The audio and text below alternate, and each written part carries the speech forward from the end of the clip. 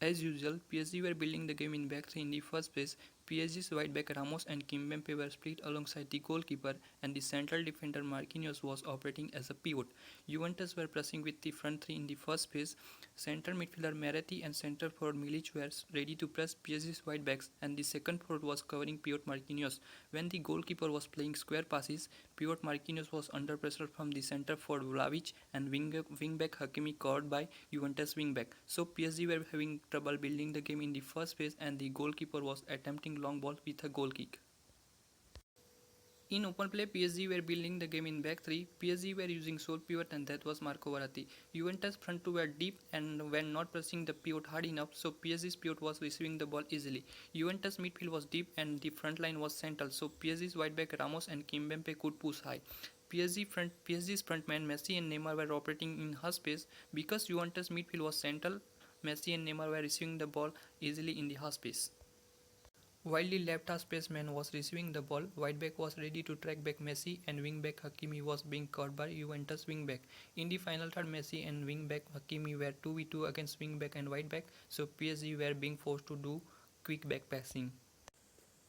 Juventus were defending in back 5 in the final third. When PSG were trying to build a game from wide, Juventus' wingback were ready to cover PSG's wingbacks. So when Juventus' wingback was committed to PSG's wingback, Juventus' backline was 4 player and Juventus could easily deal 4 vs 3 situation. Juventus were building the game in back three in the first phase. Juventus' right back were two split. PSG were pressing with front two in the first phase. Mbappe and Messi were ready to press Juventus' centre backs and Neymar was covering Juventus' pivot. With Juventus' right back split, PSG's frontmen were could not Juventus' right backs.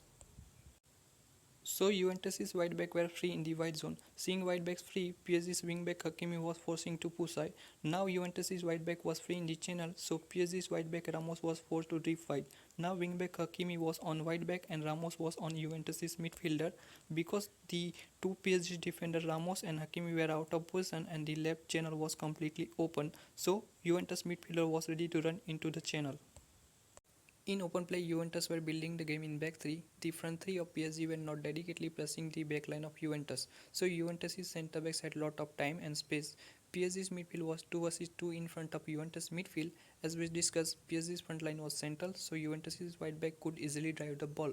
Messi was unable to cover Juventus' wide back, and PSG's midfielder Vitinha was 1v1 in front of Juventus midfielder, so Vitinha could not commit to Juventus' wide back, so the Juventus wide back could easily drive the ball from middle third to final third. But PSG were defending compact wide in the final third, so Juventus' wide players were unable to break PSG's backline. Now let's talk about the final third of Juventus. Juventus' wingback were providing width by staying high and wide in the final third. In the final third, Juventus' midfielder were attacking from half space and Rabiot was dragging PSG's wide back Kimpembe. Now wide back Kimpembe was on Juventus midfielder and wingback Nuno Mendes on Juventus wingback. So PSG's defender Ramos and Marquinhos were 2v2 in front of Juventus' strikers.